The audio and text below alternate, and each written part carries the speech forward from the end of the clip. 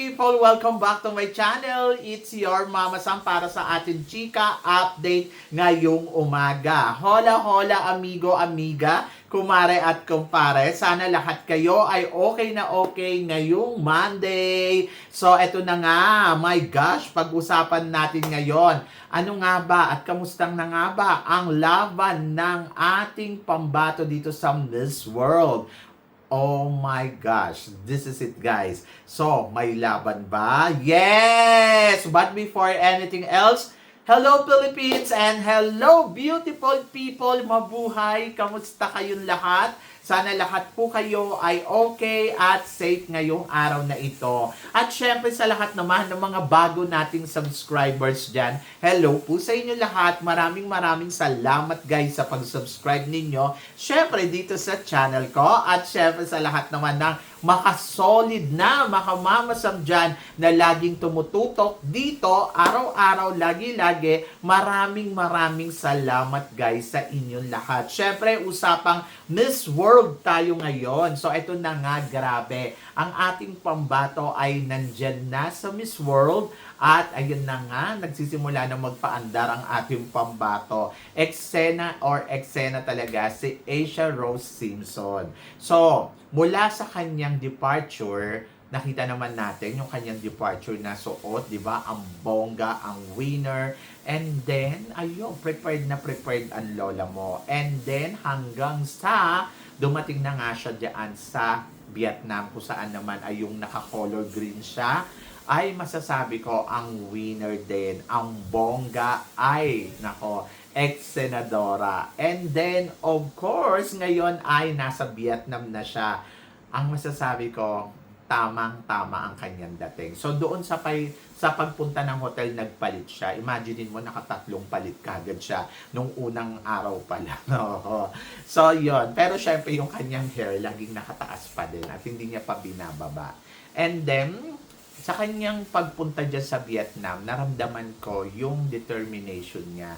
Naramdaman ko na ay talagang prepared siya. Pero alam mo, ang isa sa mga napansin ko sa kanya, wala siya masyadong expectation sa magiging laban niya. Pinirepared niya lang yung sarili niya para sa laban niya dito sa Miss World, pero wala siyang iniisip na ako ang mananalo dito. Parang feeling ko, ang laro talaga ni Asia ay go to the flow. Katulad ng ginawa niya sa Miss World. Diba sa Miss World Philippines, ganyan din. Pumunta lang siya, walang expectation, walang ingay, walang paandar. Just, go to the flow lang. Ipinakita lang niya yung kanyang mga eksena at ganap. At in fairness, yung sincerity niya, doon ko nakita at naramdaman na parang, okay. So, dark horse ang magiging laban niya sa Miss World Philippines. At ayun na nga ang nangyari. At siya ngayon tinanghal na Miss World. So, kung babalikan ko yon, ganun din yung nakikita ko sa kanya dito sa Miss World competition na parang she trying her best. I think perfect na candidates natin for the Miss World. Hindi yung nakaprogram lahat. Ano lang siya, parang go to the flow lang. Yung kumbaga, pinaghandaan ko to, prepared ako dito, may makikita kayo sa akin. At in fairness, ayun ngayon nakikita natin.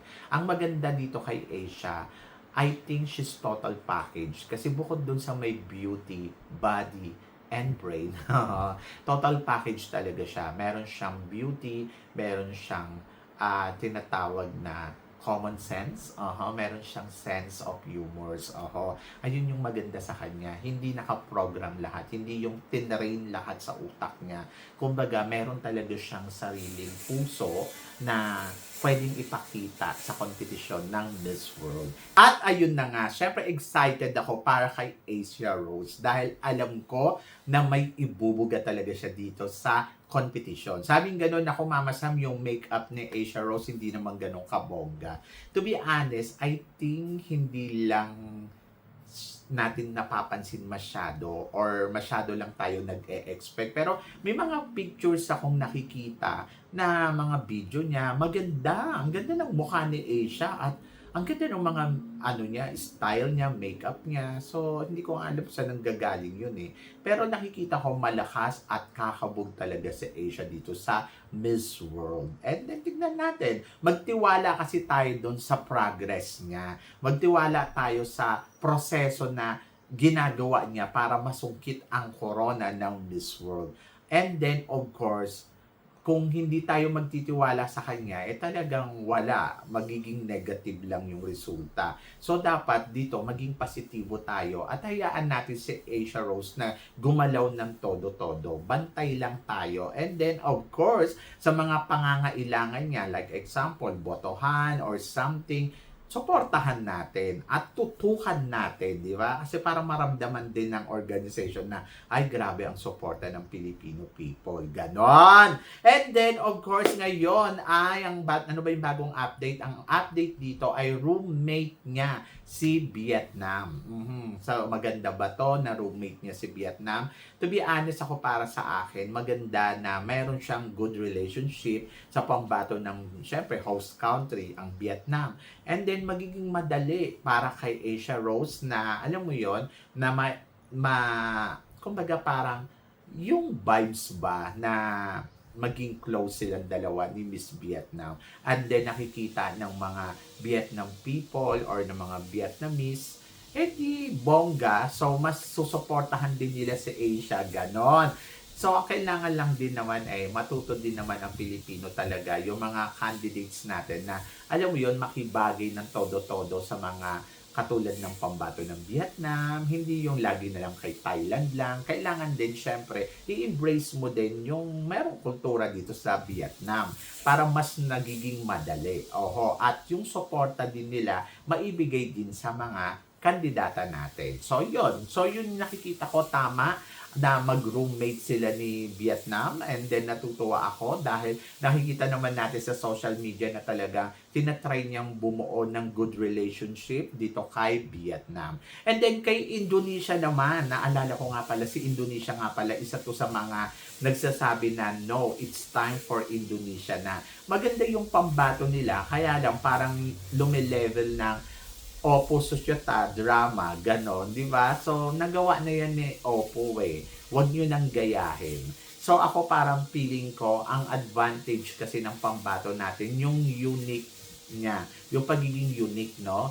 So, yung unique nandoon, nakikita mo, nararamdaman mo na, ay, may sarili siyang identity, may sarili siyang unique, alam mo yon, style, hindi katulad ng pambato ng Vietnam na parang, alam mo yon, yung drama ni Oppo Societa na queenly yung dating, ayun yung ginagaya nila. Pero, syempre, maganda yung pambato nila kung tutuusin at tingin ko naman, may ibubuga, lalo na kung magpapakatotoo. Ganon! And then, pagdating naman, syempre, saan ba? Kay Thailand. So, si Thailand ay papunta na dyan. Umalis na siya yesterday. And then, hindi ko alam kung nakarating na siya ng Vietnam. Minsan kasi parang ang biyahe nila, ang layo no? So, yon. So, hindi ko alam kung nakarating na sila sa Vietnam. And then, back-to-back win for Thailand? I think hindi. Walang back-to-back na magaganap. Medyo may hirapan sila dito. Ang hindi ko lang gusto dito sa nila, sa queen nila ngayon, yung parang nag-ala opposite siya din. Yung parang, ito pala yung formula, ito yung gayahin natin. Parang feeling ko hindi Taon-taon kasi nag-iiba yung sistema, nag-iiba yung gusto nilang manalo, di ba? So, yon. So, parang feeling ko hindi effective. Yung gayahin mo yung makeup, gayahin mo yung style, gayahin mo yung drama, yung mga tipong ganon. So, parang feeling ko, ang hirap pag ganon. Kasi alam natin si Madam Julia kung sino yung authentic, ayun yung pinapanalo niya. Kaya kailangan talaga authentic ka talaga bilang kandidata. At ayun ang meron sa pambato natin, yung authenticity niya. So nakikita ko si Asia na para siyang katulad ng yung Miss World 2003 from Israel. Yung alam mo yung simple lang, hindi masyado maora, tapos simple lang yung ayos, ayun yung nakikita ko. I think yung beauty ni Asia pang Miss World talaga. Sabi nga ganun ng iba, hindi naman pang Miss World sa Asia How do you know? Di ba? So, bakit mo sasabi yan? I think yes, yung aura niya is pang Miss World. So, hindi ko lang alam kung sure na ba tayong masusungkit yung corona? Marami pa kasing laro na pwedeng mangyari dito sa Miss World, kaya hintayin natin. Sabi ko nga, magtiwala tayo sa proseso, magtiwala tayo sa ipapakita, magtiwala tayo sa kakayahan ni Asia, and then let's see. O, di ba? So, sa ngayon, ang nakikita kong isa sa mga malakas ang kalaban ni Asia, hindi ko alam kung napansin nyo yung pambato ng France. Oho, maganda din yung pambato ng France at iba din yung aura na binibigay. May pang Miss World na aura talaga. At parang nakikita ko sa kanya yung mga queens noon ng Miss World like Puerto Rico, yung mga ganon. European siya pero parang yung beauty niya, alam mo yun, ang ganda ng ibinibigay na aura. Morena na mamula-mula na, alam mo yun. So, isa siya sa mga talagang kumuha ng attention na parang sabi ko, hala, ang pambato ng yung pambato ng tawag dito, yung pambato ng France. Oo, actually nakalimutan ko nga maganda pala talaga to at isa to sa mga sinasabi ko noon nako, pwedeng maging tinik, di ba?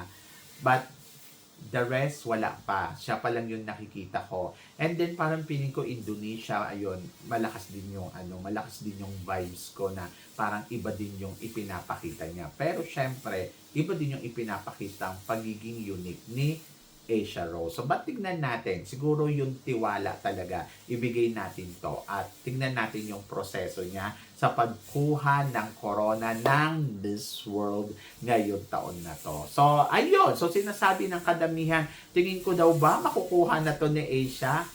Actually, masyado pang maaga para sabihin natin yan. Kasi, sa totoo lang, meron pang mga ilang araw, isang buwan yung kanilang competition. And then tingnan natin day by day kung ang improvement nga ba ni Asia ay talagang magbo-bloom like a queen. Di ba? So yun, so tulad niyo na sinabi ko, tiwala kasi meron talaga siyang ilalatag dito sa organization na parang feeling ko magugustuhan ni Madam Julia.